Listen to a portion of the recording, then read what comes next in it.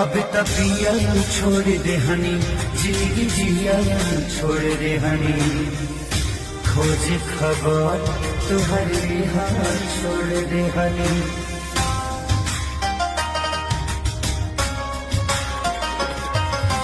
खुश बड़ू के बफाई में दिहलू जहरिया दवाई में, हमारा से रोटी अब तो टूटत नहीं खे हो, वही हजन की चावल छोड़ दा अब तो